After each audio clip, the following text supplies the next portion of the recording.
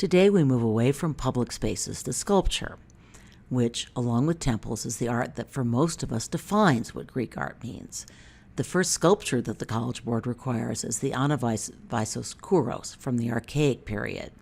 But Greek sculpture begins much earlier. Sculptures such as the hero and centaur, which you've already seen, are more stylized and triangular, yet already they show some of the characteristics that would set Greek sculpture apart, including nudity. Moving forward a century, we come to a time when the Greeks were renewing trade with the Near East, and more Eastern elements were entering Greek art. So what evolution in Greek art do we observe in these Orientalizing period sculptures? We see more interest in human anatomy, such as a hint of pectoral and abdominal muscles. The figure is also clearly designed to be viewed in the round. The placement of hands indicates that the Apollo sculpture was a votive offering, but unlike the Sumerian votive statues, the hands extend out into space. This is another important Greek innovation. Art historians use the term negative space to describe, basically, the area around a statue. Most Near Eastern sculpture makes relatively little use of negative space. The figures are self-contained. Greek sculpted figures are beginning to reach into the space around them. A Kore is female, a Kouros is male, right? You need to keep those terms straight. Note that the Kore is wearing clothes. Men are usually depicted in the nude, but women are clothed in Greek sculpture until a much later period, except sometimes goddesses, who for some reason get to run around in the buff. Now we move into Greek art periods that are covered in the AP Art History curriculum. To connect the art you are seeing with the history you've been reading about in your homework, we're now looking at art from the period when Athens is becoming a major commercial power in the Mediterranean and developing this system of direct, no, not representative, democracy that we talked about when we looked at the Agora. So how does this early Kouros represent a further development in Greek sculpture? I've juxtaposed it with the Orientalizing Apollo on the right. We see the torso of the Kouros is still triangular, but less unnaturally so. The legs have a more muscular and realistic shape, and the neck is no longer stylized and elongated. The butt now looks like something this fellow could actually sit on. And finally, I get to one of our required works. I hope you now see why I wanted to show you the earlier statues and the evolution of Greek sculpture over the previous 200 years. I think that just starting off with this work would give you a misleading impression of how Greek sculpture evolved. This Kouros acted as a grave marker. We know from the inscription that the subject was a young man who died in battle. But how does this later Kouros show further developments in Greek sculpture as compared with the New York Kouros on the left? While the statue retains the somewhat triangular shape, stylized hair, and the goofy expression that art historians call the archaic smile, this figure is still more natural. The head is better proportioned, the planes of the head are not as flat, the hips are more rounded. By the way, some of the original paint remains on this statue. Encaustic is another vocabulary word you should know. It's pigment mixed with hot wax and applied to the statue while still hot. It's actually quite tough to get paint to adhere to stone, and this was the most common technique. I'm pretty sure that the College Board chose Menkore and Queen rather than Khafre as the required Old Kingdom sculpture image precisely because it invited this comparison. So let's take up the invitation. What similarities and differences do you observe? There are a lot of similarities. The figures are both frontal and bilaterally symmetrical. Although the left foot is moving forward, the rest of the body remains rigidly upright. Try it. It can't be done unless somehow you were unlucky enough to be born with a left leg significantly longer than your right leg. The hair is stylized, the fists are clenched. But we see some important differences as well. The Greek sculpture is nude, but we also see still more defined musculature. Menkore is built, but he isn't boasting a six-pack like our Kouros. Note, too, that we don't see Menkore from the rear. He backs into stone. Our Kouros was created to be seen in the round. And finally, the Kouros makes somewhat more use of negative space.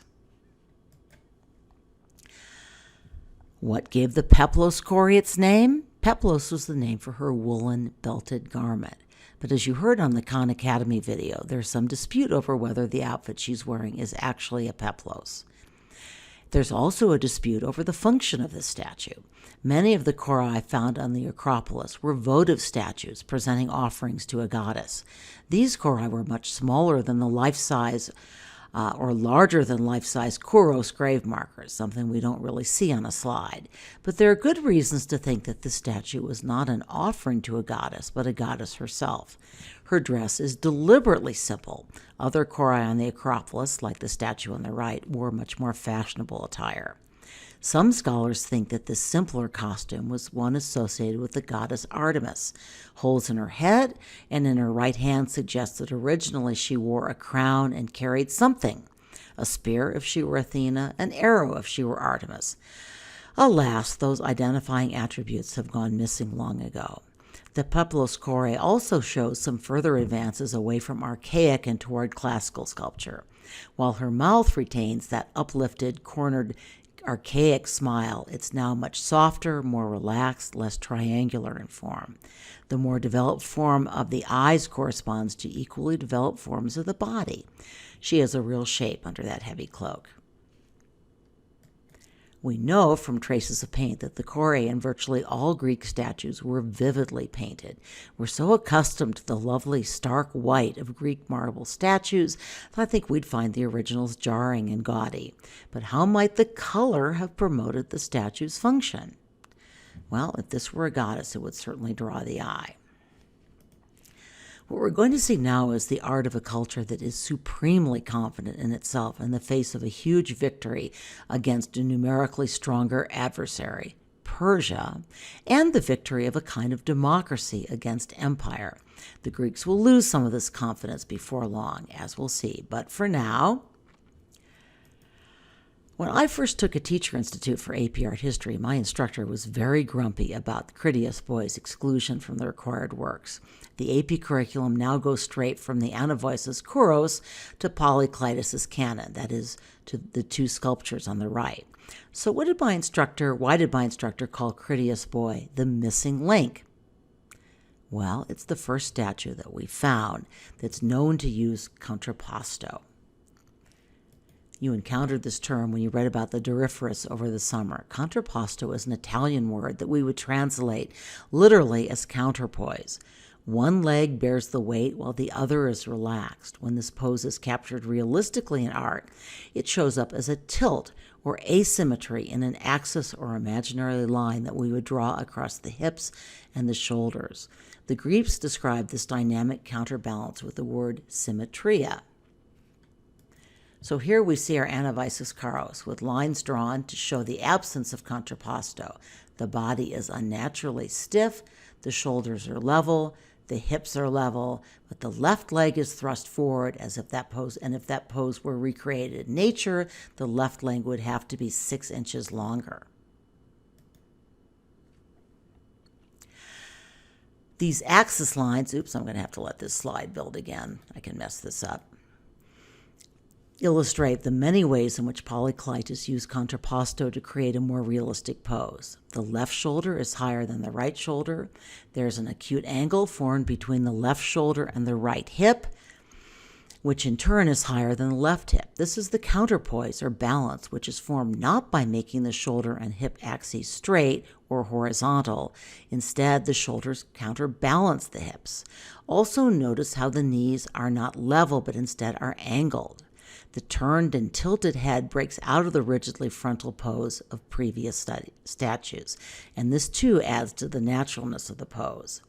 You should know by now that Polykleitos created this work as a kind of teaching tool to demonstrate the perfect proportions of the human body and how they can be captured in sculpture.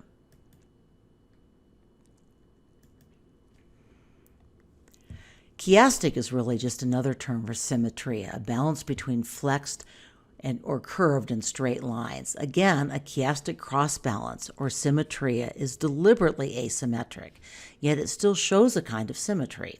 The right arm and leg are straight, supporting the left side's flexed limbs.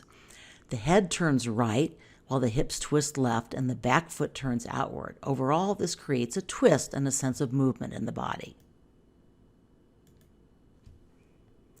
And now we come to the scary part, the mathematics of perfect proportion. You may recall that the Egyptians used a proportional grid.